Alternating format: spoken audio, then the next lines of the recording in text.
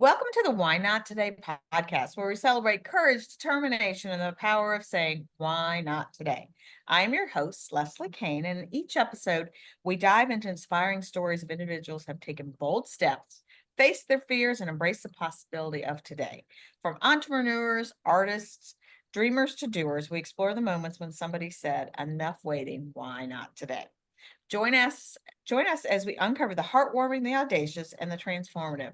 Whether it's pursuing a lifelong passion, overcoming obstacles, or simply choosing joy, our guests share their journeys and inspire us all. I started the podcast in honor of my father, Patrick Kane, who often said, Why not today? And remember, you're just one decision away from changing your life. And my guest today is somebody from, years ago, past connections, and we reconnected. I've been following Jessica on social media and we connected. I don't even remember how we originally met, but I know we're both in the wedding industry. You still are a videographer, and I was with, we started a wedding consortium group to support brides and weddings. And I don't know if there was I something think before. I think we met through the Reston chamber. That's my guess. Okay, Yeah. so way back then.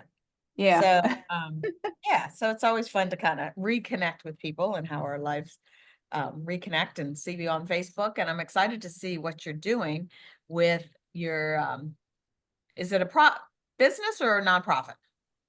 Yes. Yes. Okay. Better It said is than it's a done. nonprofit and a business, but yes. And storytelling, it's all about storytelling, and storytelling is so powerful. So let's start with a quick, who's Jessica, and a little fast fact, and then we'll get into your courage journey. Okay. I'm Jessica Piscatelli Robinson, and yes, I am still a videographer. I run Capture Video for 22 years now. But for fun, I started a nonprofit, which at the time was not a nonprofit, but now is. It's called Better Said Than Done. We're a storytelling organization. We produce storytelling shows, workshops, and now, since 2020, the annual Women's Storytelling Festival every year in March. And I love that, and I definitely want to hear more about that. Yeah. And I know you have two kids. Yes, it feels like more, but yes. And a dog, so that could act like 100 of them. Yes, a puppy. Yeah. Yes. God bless you. A lot of work. So what's a fun fact about Jessica? Well, here's a fun fact about my puppy, who is a force of nature and destroys everything I own, but I love him so. When we adopted him, his name was Austin, and I wanted to change his name because my kid has human friends named Austin. Right. But everyone wanted to keep his name, and so to make myself happy, because no one agreed with me about changing his name, I changed his name to Austin with an E after my favorite author, Okay. And who's your favorite author? Jane Austen. Okay. Well, how do you spell her name? That's fun. Yeah, my Yeah. dog, I inherited the dog, did not name her, and her name is Iggy Pop. Oh. Which, if you're of a certain age, you know who Iggy Pop is. But to add to confusion, Iggy Pop is a male singer and she is a female dog. So I tell people that name and they look at me like either totally bewildered, like that's a cool name, but where the heck did that come from? Or like, oh, yeah, I know what you're talking about. Yeah. I mean, I think because our dog's a rescue. I don't know about yours, but I think when they're naming, 100 dogs a month, they're just like throwing Yeah, everything well, at the wall. she was named by a friend of mine, but she came by Effie at first, was her rescue name. Okay. And, all the confusion. So Yeah. nothing to do with courage, except for it is courageous to own dogs. I'm finding that out. Yeah. Yes. So, what does courage mean to you, Jessica? I think courage means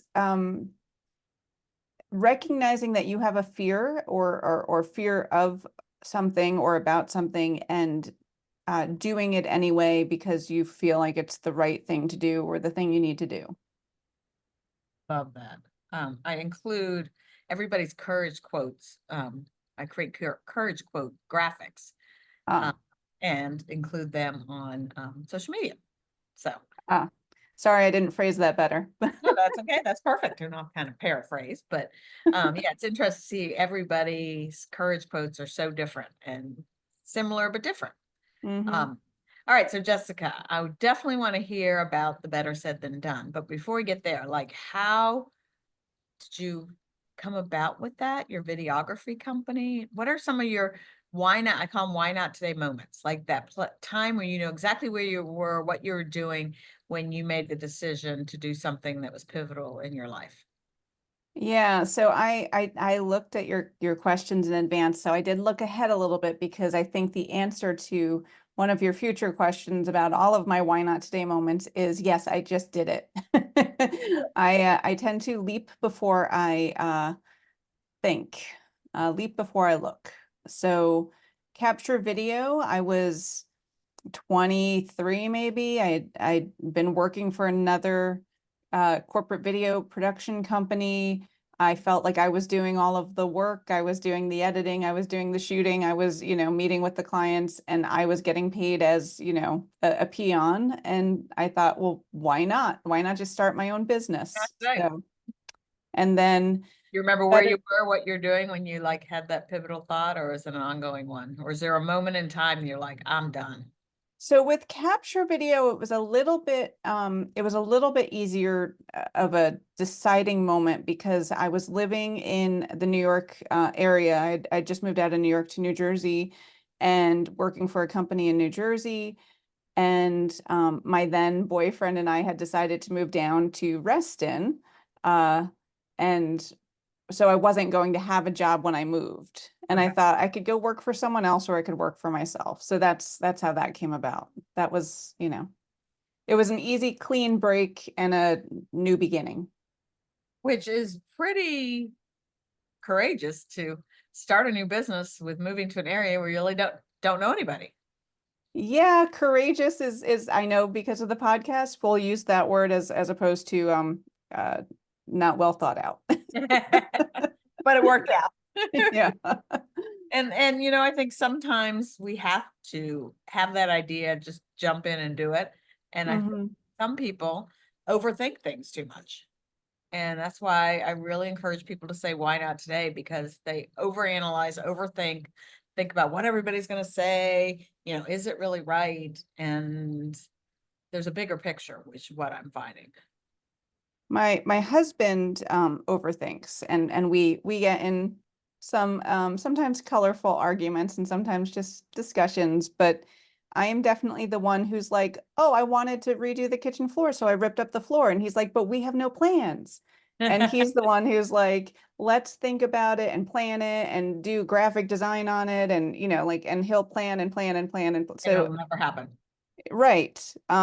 So in that way, we make a good team because we tend to balance each other out. But Yeah. yes, it's sometimes I definitely ruin things because I jump into them too quickly, and sometimes he doesn't get anything done because he thinks about it too much. Yeah. So And we definitely need that balance. And, yeah, we need to make that step. I know I quit my job. I was already had started my Mary Kay business, but I hadn't replaced my salary. And if you looked at logically, that was a really silly decision. yeah, But when I did it, it was like, okay, I'll figure it out. And I did. And 6 months later, my dad had a major stroke and I was able to stop everything and be there. So there was definitely a bigger plan than just me. yeah, yeah. So, all right. So let's talk about storytelling and where the heck did all this better said than done came from? And is it a passion? How'd you get into storytelling? And I know you have a book too, so we can kind of wrap that in. Yes, I do, and I've got product placement right there. For Love it. those watching on YouTube. So yeah, I got into storytelling. So that first guy that I moved to Reston with, my boyfriend, he and I broke up, and I was single and in my late 20s and looking for something to do. And one of my friends had come to a storytelling show. And at the time, there was a storytelling show in DC called Speakeasy DC. And I liked what I saw, and it was very, very similar to the Moth. It was an open mic. You'd get up on stage and tell a story, and I started telling stories, and it was a lot of fun. But it was on a Tuesday night in DC, and I, often have to get up for work at 5 a.m. And it was just basically after doing it for 5 or 6 years with them, I decided I wanted to bring it to the suburbs, to bring it to Northern Virginia. So two things happened. One was I was on the board of Friends of Reston, Okay, wow. and we were looking for ways to raise money for the Walker Nature Center. So I said, I can put on a storytelling show. And we did 4 or 5 of those that were fundraisers. And Bill Burton, I don't know if you know him, but he was he's a Restonian. He came up to me at one of the shows and he said, we need this on a regular basis. And at the time I was thinking about not wanting to have to go into DC on a Tuesday night. And we were, it was a lot of fun producing the shows. So I just decided to go ahead and officially start my own storytelling show. Awesome. So how long ago was that started? 2011. Okay. And did you have it as a nonprofit then? No, we only became a nonprofit in 2023. I Okay, mostly just didn't want to have to do the paperwork, but then eventually I caved. So right. And a nonprofit is a lot of work. it is. Yeah. So tell me, what do you guys do? Or even before you get to that, let's talk about stories. Like, what's Mm, the power and life-changing? I know people learn by stories, and I think that's what's powerful with this podcast is I share people's stories. And when mhm, you hear somebody's story, I know from what I found from the podcast is people have told me it gives them hope and permission mhm. to say me too. So let's talk about stories. Tell me the power of stories and why power stories are so important. Yeah, so I 100% agree with the idea of Me Too. I think stories, especially personal stories. So what we normally do at our generally, I'd say 80% of our storytellers tell personal stories. However, we do have some storytellers who also share folk tales and historical tales and tales based on fiction, that type of thing. But most of our stories are personal. Um, and I think that when people see a personal story, it comes in two forms. One is Me Too. One is I'm so glad I heard that person's experience because it matches mine. And then the other part of it is, wow, I didn't know that. Because there's a lot of people who tell stories about things that you've never heard of or that you didn't realize, or maybe you've heard of, but you didn't understand it from a human perspective. And so you get to hear these stories from people going through something that is not part of your universe, and you get to feel a little bit of what they've gone through. Yeah. And I found too, in hearing people's stories here, that there's always a story behind a story. Mm-hmm. Yeah. And people don't realize what's going on often. Um, there's just everybody's life, although it looks perfect, is not. And you kind of unfold some things. One of my guests was a good friend of mine that was addicted to opioids because of Mm, mouth surgery. And I had her on the podcast really by accident that I was with her out of town and my guest got COVID and we had to cancel it. And so she's like, well, you can interview me. I'm like, what have you done courageous? She's like, got clean from being highly addicted, like to the point that when her husband went to pick up prescriptions, the pharmacist gave him Narcan. mm, Um, and I didn't understand the extent of it, and her family didn't, because she was ashamed and hiding it. But I think we need to bring awareness into some people's stories that, you know, yeah. that it's not everybody's perfect life. Yeah. Yeah. And I teach storytelling, and one of the things that I like, my favorite kind of story is a story that has a moral, that there's something people can learn from it. That's not every story does not have to be that. That's just my personal preference. But when I talk to people about their stories, I tell them you should never, in storytelling at least, you shouldn't explicitly state what you want people to get from your story, like what the moral of this is the lesson you're learning from the story, because I think one, people will listen to the lesson more if they make that determination themselves. Mhm. Uh, but also, I think it's amazing. There's been so many experiences where I've heard someone's story, and afterwards I said, wow, I mean, that story completely shows that, this thing is wrong. And then my friend who's been at the show with me, I said, oh, that's not at all what I got from that story. So it's Yeah. interesting too to see that people can hear a story like that and get a completely different experience from it. Yeah, that's so true. Another one of my podcasts is a musician Mhm. that, and I interviewed her because I knew she came from another country and has been very successful. And she started her story talking about she moved to New York. She moved from New Zealand to New York City to DC. I don't know if I told you the story, but No. she played on the street corner in DC. And my idea of playing on the street corner was that maybe she was in desperate need of money, homeless. You know, I hate that I was judging that way. And she said no, that not at all, that when she moved to DC, she realized DC was one of the most powerful cities in the world, and she wanted to make an impact in Mm, everybody's day. So she played first thing in the morning as people were going to work to have a positive influence on people's day. yeah. Isn't that cool? Just, Yeah. yeah, just kind of a different thing. So Yeah. tell me, with your storytelling, you teach it, you do events, let's talk about your book. Tell me about all these things. So the Better Said Than Done shows are semi-monthly, I'd say. Almost every month we have one in-person show. Almost every month we have one virtual show. And then workshops are all over the place. We started doing workshops online during the pandemic, and now I've just continued to do them online. I do sometimes do them in person at libraries and community centers and adult education centers and that kind of thing, but through Better Said Than Done, they're all online. So yeah, we keep busy. Yeah, And and then I'm the executive director, so I say we, but really it's run by me and a board. right. But the board, I'm the only full-time staff person, so Yeah. it's kind of me.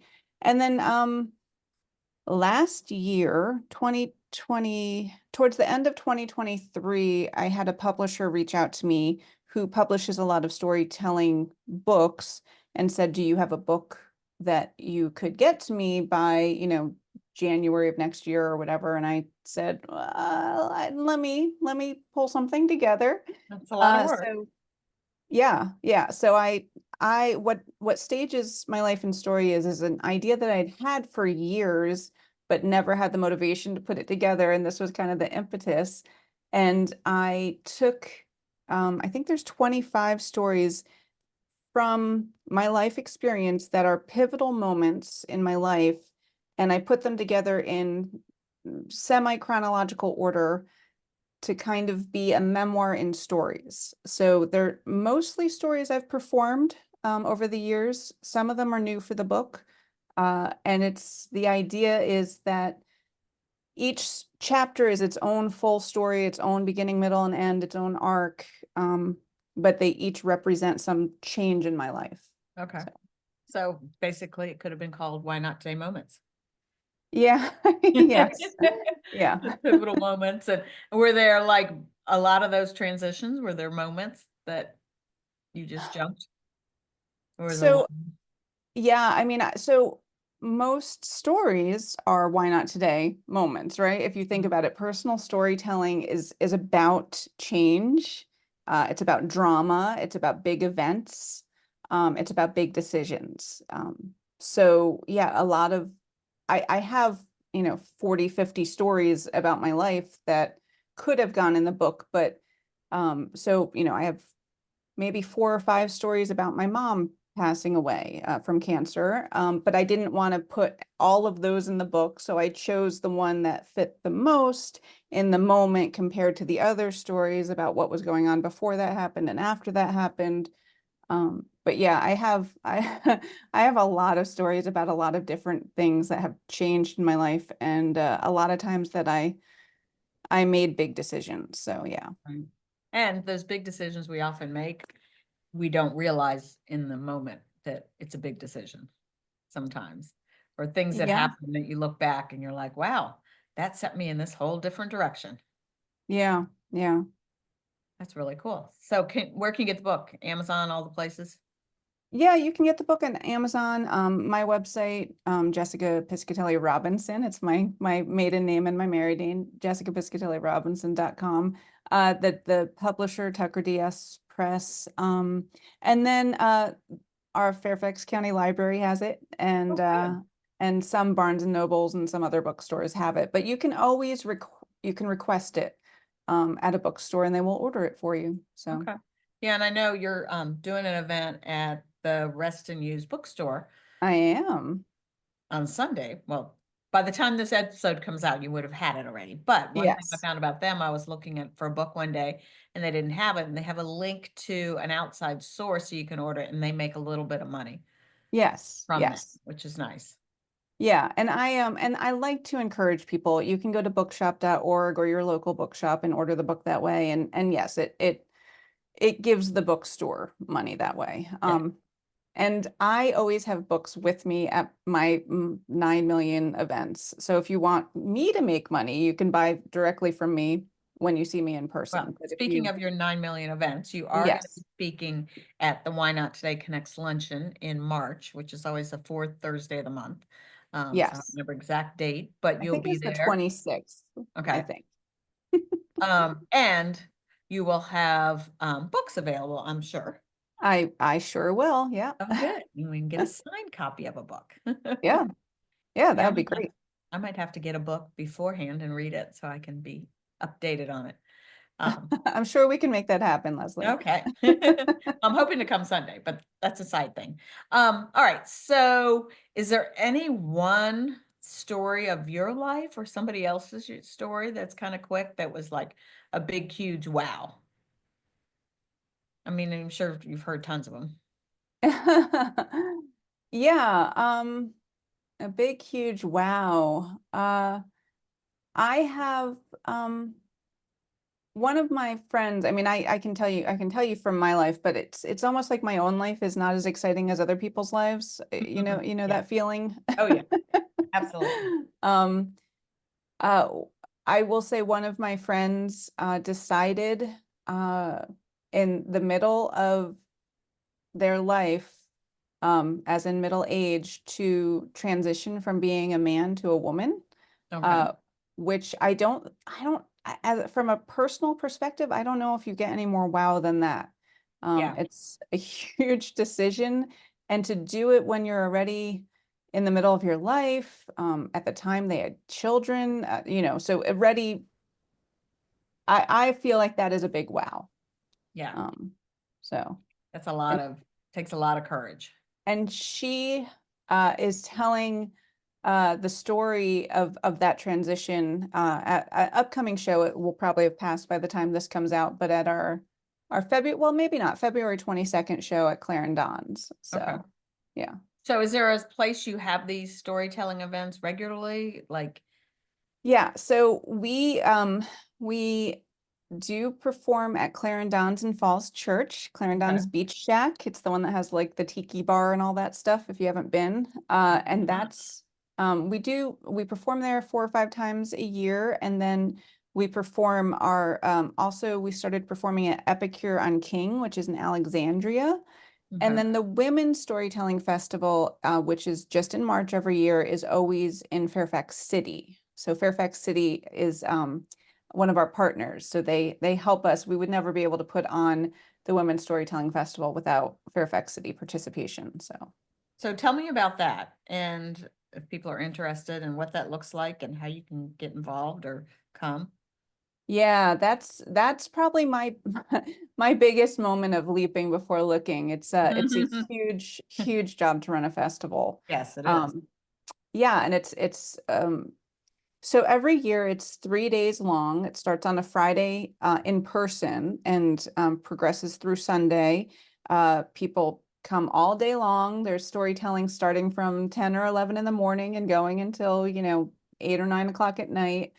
And we, this year we're at the Sherwood Community Center, so people will be able to buy lunch there, so they don't have to leave the facility. It's kind of a big Clarendon's is providing the food, which is great. But the storytelling, I started the festival in 2020, but it really began as an idea in 2017, late 2016, early 2017, when I was feeling like women in this country don't have as much of a voice as I think we should.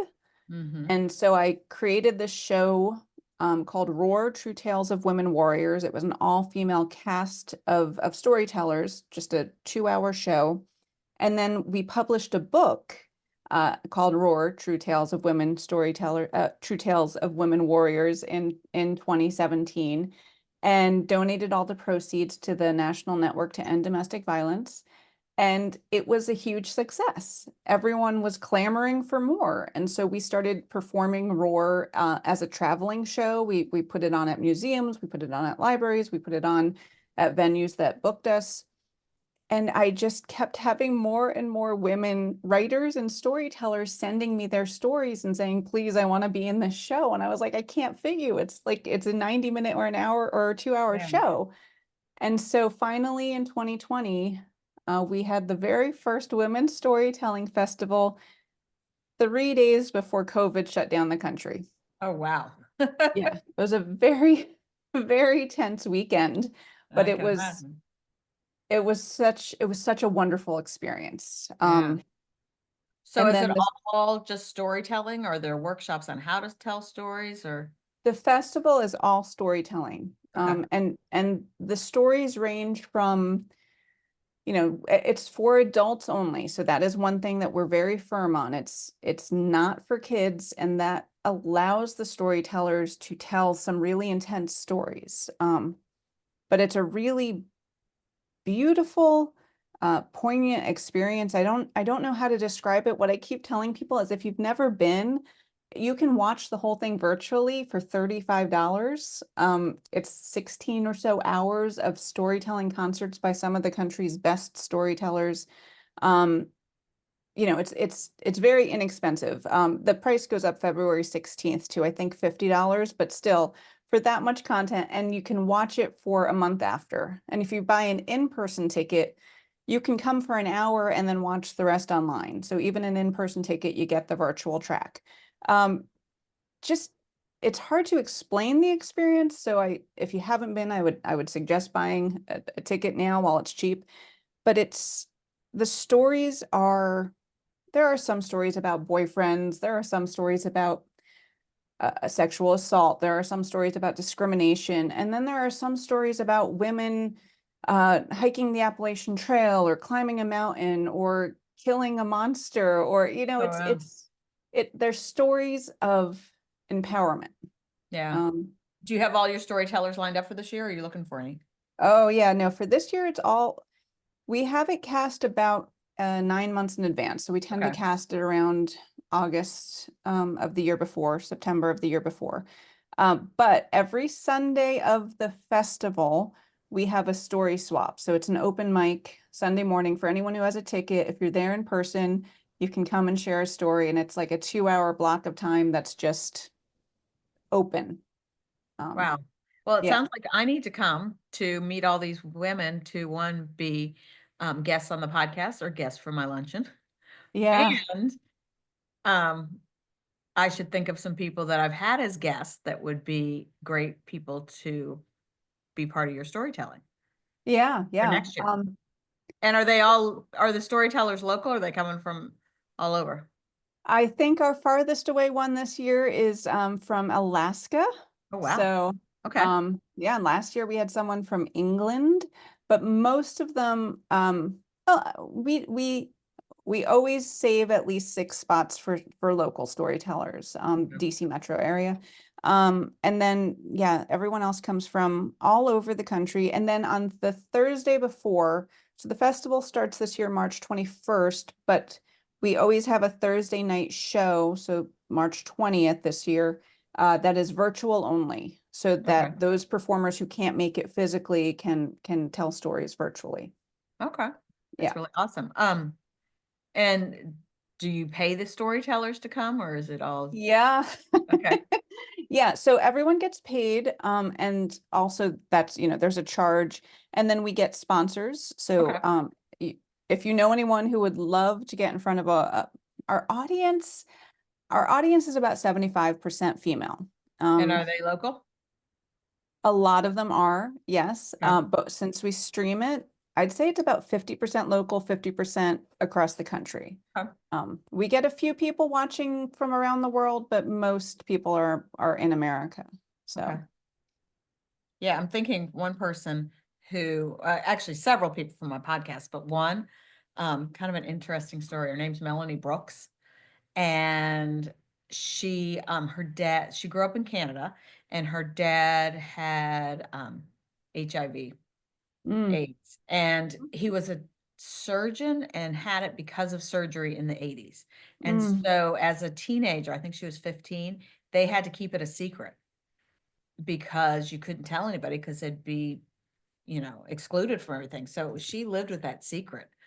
And yeah. she's actually professor and teaches about writing classes. And she's come to George Mason to do something last year at um, their school. But so in writing, she was going to write the story of her dad as part of a curriculum when she was in school. And she started reaching out to people that had to write hard stories. And so her first book is How to Write Hard Stories by Mm. interviewing those people. And then she wrote her own story. But yeah, kind She of. might have been at the Fall for the Book Festival that is run by George Mason. Anyway, it's And it was March of last year. okay. Because I Okay. know she lives in New Hampshire, maybe Vermont, and she came down here and we had dinner together when she was here for that. Okay, cool. But yeah, she might be a good person. Well, I'm excited about this. And so you're going to be our guest speaker at the luncheon and talking about stories and tell a story. You're going to tell a story also. Are you? Are you? Yeah, yeah, that would be, yes, I would like that. Okay, perfect. So, how would you encourage somebody else to tell their story, to say why not today, to do that thing and just jump? Well, I will say it's so strange to me because it's not something that is on my number one short list for fears, but so many people have a fear of public speaking. And I would say storytelling is really about being vulnerable. It's about sharing your own personal truth, your own personal story. I would never force someone who didn't want to tell a story on stage. I don't feel like if you don't have to, that's not a fear you have to overcome. But I would tell people to tell their story to their loved ones, to their friends, to share their experience when they have the chance, because we grow more connected to each other as we share in stories. And I think we are in as a world, we're missing out on that human connection, as everyone's on their phone, as everyone's on their screens. There's a lot less people going out and meeting with people and talking to people. So even if you're not talking to people from a microphone on a stage, communicating your story is so important just for making human connection. And I think if you take the pressure off, if that is something that you're afraid of, if you take the pressure off and just realize that there's more of a chance of people liking and connecting with your story if you share it than if you don't, then maybe you won't feel so much pressure to not choose your words carefully and worry about exactly what you're saying. And, we're all so worried about what everybody thinks and said they're going to think anyway. And Hmm. people relate more to you when you're authentic. And that's Hmm. really part of the message of this Why Not Today is I don't edit the episodes because I want people to have courage to, you know, to just do it. And it's not going to be perfect. And done is always better than perfect. Um, Yeah. and you just gotta try and try again and try again. And, talking about public speaking, my last class I had to take to graduate from college was public speaking, and I was Mm. terrified. Um, and almost didn't graduate because of that. I still remember like wanting to skip class, and I spoke at something the other day, and somebody I was with, she's like, "You're so good at this and you're so comfortable." I'm like, "Well, it didn't come from the beginning. It took some time and it took some paying attention, doing it over and over and telling your authentic story." I'm not a good speak from a script, read a teleprompter. Mine comes from Yeah. my heart, and um, I think it's more effective. And sometimes it's totally shifted based on who the audience is. You never know. Um, so, all right. So the other question I had was, how you know my dad? And you, of course, brought that up. And so the couple things I could think of is one, we met at the Reston Chamber. He started the Reston Chamber. So Mm. way back when. Did you? And I guess you didn't meet my dad there through the chamber.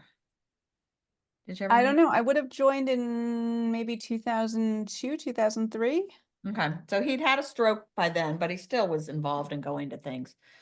He was definitely the character with the eye patch and the handlebar mustache. So people were like, oh yeah, I knew him. Oh, yeah, I definitely remember him Yeah. And with the that's where eye the logo patch. for the podcast came from is And his. we might have made he might have been in one of our videos. I used to do those the chamber videos for Casey and Andy. Uh-huh. I don't know if you remember the For Best of Reston. Did you do yes. Best of Reston? Yes. Uh-huh. Yeah. Yeah. Yeah, he was Best of Reston. Oh, it's funny. I just found the program and I just put it away. Yeah, so I don't know if I interviewed him, but I might have had him, he might have been in one of my videos. So Okay, anyway. might need to get a hold of that. That would be, Yeah. you still have them. I was trying to find from Cornerstones, the letters of recommendation for it, Mm. which is kind of cool. And I don't know if you know this. So I don't remember what year he was, but in 2018, I was Best Arrested recipient. So it was Oh, kinda cool to follow in his legacy. yeah. Um, but the other funny story that I can relate to your kitchen story of my dad Yeah. is my brother's birthday is December 16th, and we had just had Christmas or his birthday. And my dad and his buddy, I'm sure after several martinis, is like they've been talking about redoing the kitchen. So he started pulling apart the kitchen on December 16th. Now, Christmas is how many days after that? 9 Mm. days. And my mother, we had 4 kids, I think 4 or 5 kids at that point, and my mother was ready to kill him, but it took it done, but she had a deadline. So, well, Yeah. thank you for being my guest, and we will share in the show notes how everybody can find you. What's the best place to find you? Is your website? Is it social media or all? I'm on social media. So the Better Said Than Done.org website, if you click on the events tab, lists all of our upcoming events, whether it's Okay. workshops, storytelling shows, or the Women's Festival. So that's if you're interested in attending any of the shows, that's the easiest way to find information. Okay. Yeah. Well, I will definitely share that. And then we'll have you as guests for the luncheon. I want to come to the storytelling thing. I need to check my calendar. That sounds like a lot of fun. Yeah, yeah. And we for the Women's Festival, we also if the price is too steep for any of your listeners, we have volunteer opportunities. So Okay. That sounds good. It might be a good opportunity for me to get to meet more people that way. yeah, yeah. All right. Well, thank you very much for being our guests, and I'm excited to reconnect with you and all that you're doing. And I think stories are just so powerful that we need to Uh, encourage others. I couldn't agree more. And thank you for having me. Oh, my pleasure. And thank you everybody for joining us on this inspiring journey. Remember, every day is an opportunity to take action, chase your dreams, and make a difference. So why not today? And you can watch this on any place that you can find podcasts or actually on YouTube. And make sure you share it with a friend, like it, share it with a friend, and give it a review. That would be great help. And if you want anything you want to find about Why Not Today, you can check out the Why Not Today podcast at whynottodaypodcast.com. And of course, we're on all the social places as well. And I'm always looking for guests with great stories. So thanks again, Jessica. And remember, always say, why not today?